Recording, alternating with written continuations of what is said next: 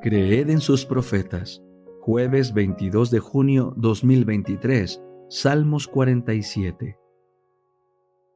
El Señor, Rey de toda la tierra, al músico principal, Salmo de los hijos de Coré.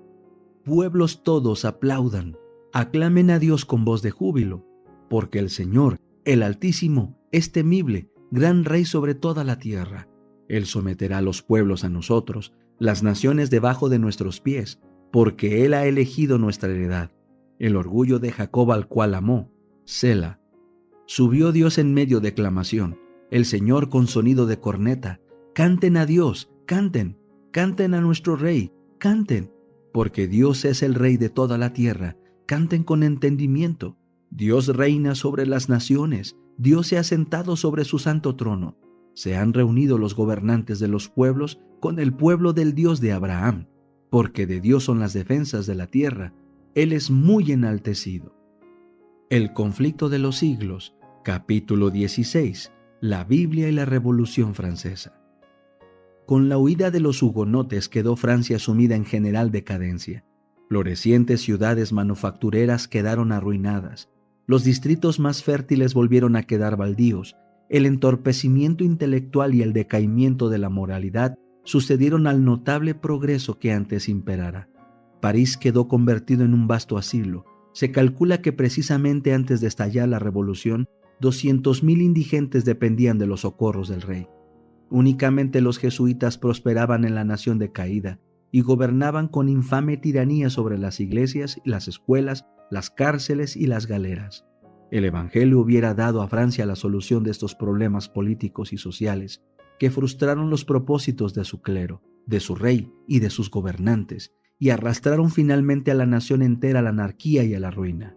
Pero bajo el dominio de Roma, el pueblo había perdido las benditas lecciones de sacrificio y de amor que diera el Salvador.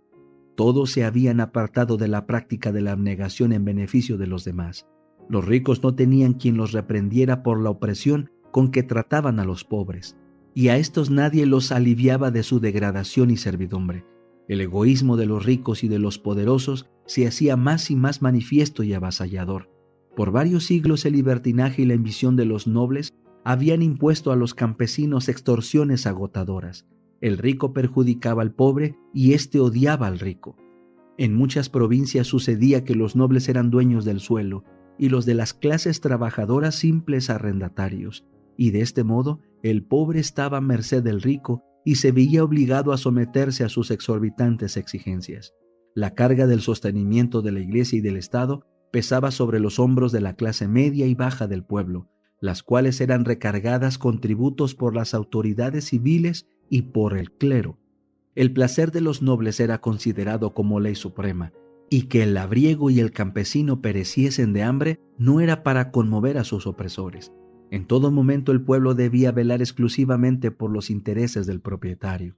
Los agricultores llevaban una vida de trabajo duro y continuo, y de una miseria sin alivio, y si alguna vez osaban quejarse, se les trataba con insolente desprecio.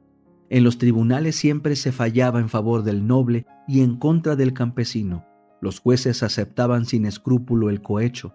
En virtud de este sistema de corrupción universal, cualquier capricho de la aristocracia tenía fuerza de ley. De los impuestos exigidos a la gente común por los magnates seculares y por el clero, no llegaba ni la mitad al tesoro del reino, ni al arca episcopal, pues la mayor parte de lo que cobraban lo gastaban los recaudadores en la disipación y en francachelas, y los que de esta manera despojaban a sus consúbditos estaban libres de impuestos y con derecho por ley o por la costumbre a ocupar todos los puestos del gobierno. La clase privilegiada estaba formada por 150,000 personas y para regalar a esta gente se condenaba a millones de seres una vida de degradación irremediable. La corte estaba completamente entregada a la lujuria y al libertinaje. El pueblo y sus gobernantes se veían con desconfianza. Se sospechaba de todas las medidas que dictaban al gobierno porque se le consideraba intrigante y egoísta. Por más de medio siglo antes de la Revolución ocupó el trono Luis XV, quien aún en aquellos tiempos corrompidos sobresalió en su frivolidad, su indolencia y su lujuria. Al observar aquella depravada y cruel aristocracia y la clase humilde sumergida en la ignorancia y en la miseria, al Estado en plena crisis financiera y al pueblo exasperado, no se necesitaba tener ojo de profeta para ver de antemano una inminente insurrección. A las amonestaciones que le daban sus consejeros, solía contestar el rey: «Procurad que todo siga así mientras yo viva. Después de mi muerte, suceda lo que quiera». En vano se le hizo ver la necesidad que había de una reforma. Bien comprendía él el mal estado de las cosas, pero no tenía ni valor ni poder suficiente para remediarlo.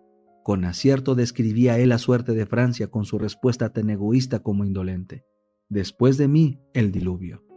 Valiéndose Roma de la ambición de los reyes y de las clases dominantes, había ejercido su influencia para sujetar al pueblo en la esclavitud, pues comprendía que de ese modo el Estado se debilitaría y ella podría dominar completamente gobiernos y súbditos.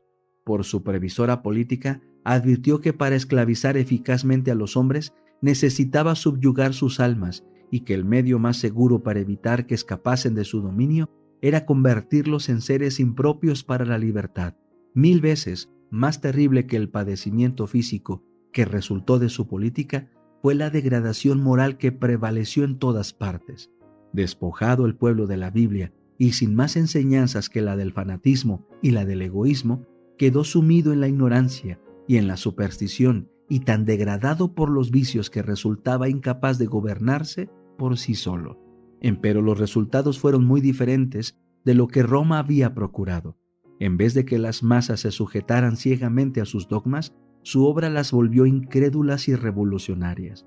Odiaron al romanismo y al sacerdocio, a los que consideraban cómplices en la opresión. El único Dios que el pueblo conocía era el de Roma, y la enseñanza de esta su única religión, considerando la crueldad y la iniquidad de Roma como fruto legítimo de las enseñanzas de la Biblia. No quería saber nada de estas. Roma había dado a los hombres una idea falsa del carácter de Dios y pervertido sus requerimientos. En consecuencia, al fin el pueblo rechazó la Biblia y a su autor. Roma había exigido que se creyese ciegamente en sus dogmas, que declaraba sancionados por las Escrituras. En la reacción que se produjo, Voltaire y sus compañeros desecharon en absoluto la palabra de Dios e hicieron cundir por todas partes el veneno de la incredulidad. Roma había hollado al pueblo con su pie de hierro, y las masas degradadas y embrutecidas, al sublevarse contra tamaña tiranía, desconocieron toda sujeción. Se enfurecieron al ver que por mucho tiempo habían aceptado tan descarados embustes y rechazaron la verdad juntamente con la mentira. Confundiendo la libertad con el libertinaje, los esclavos del vicio se regocijaron con una libertad imaginaria. Al estallar la revolución, el rey concedió al pueblo que la representara en la Asamblea Nacional un número de delegados superior al del clero y al de los nobles juntos.